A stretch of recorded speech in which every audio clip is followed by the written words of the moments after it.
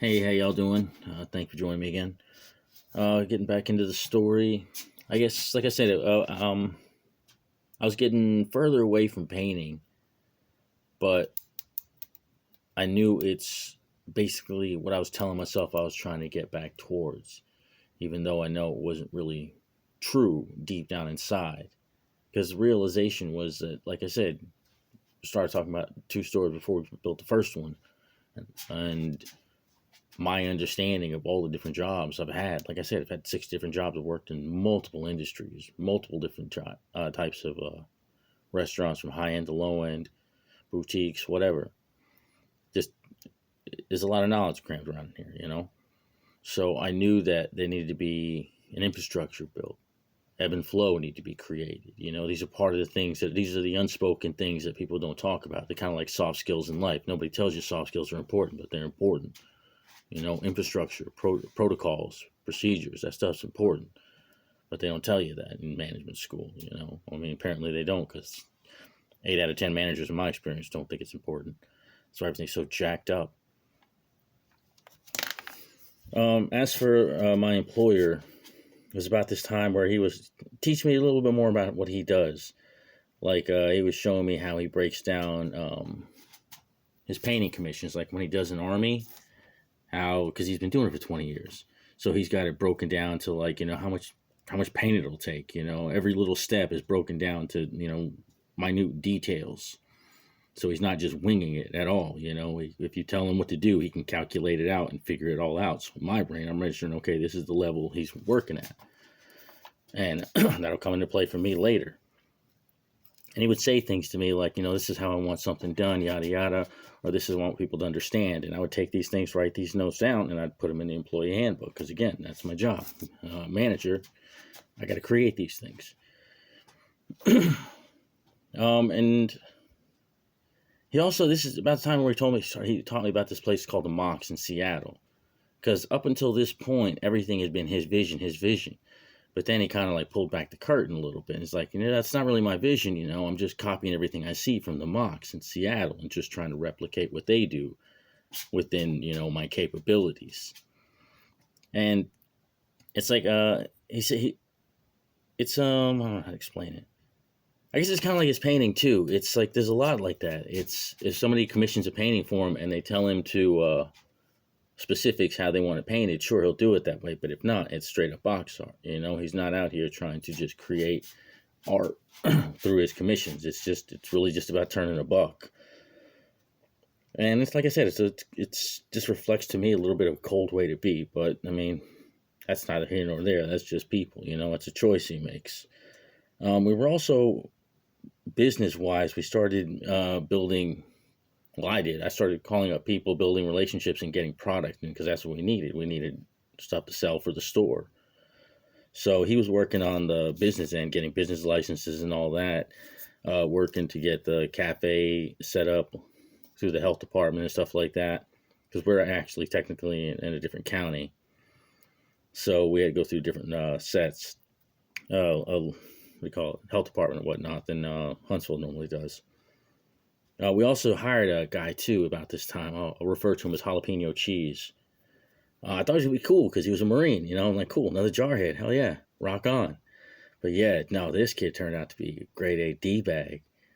I don't know, D-bags are just freaking gravitate towards me, But he's, again, alpha male type. But it was like little stuff he would do. Just like trying to undermine, I guess you could say. Like there was one time I remember in particular where we were all in the office talking about, just talking in general. And then me and the owner started talking about what kind of inventory we're going to pull in for, because we're going over the product, what kind of a GW product. And then I'm talking to him about it. And then Jalapeno Cheese hops in and he's like, no, I'll take care of that, man. He's like, I know all this stuff front and back. He's like, yeah, don't worry about it. He's telling me not to worry about it. Manager's duty. This is the new guy. He's trying to take my work from me. And then I'm listening to him and he's like, all right, well, what do you got? And then we started going down this list because we were going down GW's inventory list of what we can order. and we had to make selections because we couldn't order everything, couldn't afford to. And then Jalapeno Cheese talked about his 2 armies in great detail, but the other 20 armies he was silent on, didn't say a word, because I mean, I guess he didn't play him, didn't know him, but he couldn't offer any advice to him, and he was wanting to take over. And it's just like, that was the first time I was like, okay, let me just keep an eye on this kid. But we'll get more into him later, because that kind of story kind of strings out a little bit. As for me in the store, I was continuing to do some recon. I was checking out of the stores, because there's, like I said, there's about a dozen stores. It was about 10 stores at the time, but I mean, it's well over a dozen now, because several have popped up since. But I just went out there, started checking them out, going in, seeing what they had, what kind of employees, seeing if anybody's worth recruiting. And all in all, out of all the stores I checked, there was only really 2 people that were worth recruiting for us, but we didn't get either one of them, so it doesn't matter. The house, building wise, still crawling through attics, going underneath the house. We're still putting up stuff, doing a lot of build, like in the storeroom. Had to build a shelf, because it was the idea of having a sliding bookshelf to hide the access into the basement. But we got to get bigger wheels for the bottom. The problem with the wheels I got were too small initially, and hadn't got a chance to replace them. But other than that, it's built and works. So like I said, it was a lot of hard work that went into that place for me. It wasn't just, working at a game store. Built that thing, like built it physically, built it infrastructure. It was a lot being asked from me. But I mean, all in all, it was worth it, because I mean, we also around that time frame started building the new studio too, because the owner wanted to move the studio downstairs. Oh, that's the reason why. Actually, no, that happened after we were open then. So yeah, we aren't that far yet. Like I said, my recollection of what happened is pretty solid. My time span is a little bit hokey. Like something is, I remember, or I can't pin down exactly when it happened, but it's I'm right around the time frame. You know what I mean? But exactly is a little more difficult for me to pin down. I'm trying to think if there's anything else I want to cover real quick, because I think we're right about to the point where we were about to open, and I believe Ken came right after we opened, actually, because in the beginning our cafe wasn't quite ready, because we're still trying to sort things out, and we had like a couple, like the basic, because it was just basically a coffee shop at first. So we had the coffee, the espresso machine and all that, and then like a couple of treats.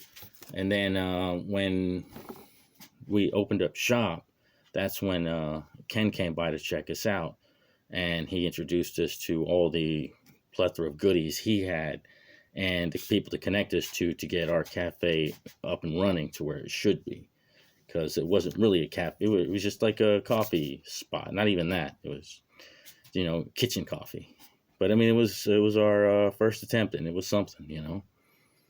But either way, I think I'm going to cut off there, and the next one I'll get into right at we open. Because like I said, this is taking us right to where we open up shop. And I'm thinking anything else I'm forgetting before then. Anyways, I'm going to cut off there. I appreciate your time. Thank you so much. And like I said, I appreciate you listening to me. It's an important story to me. I wish I could tell it better, but this is the best I got. Thanks a lot, and take care.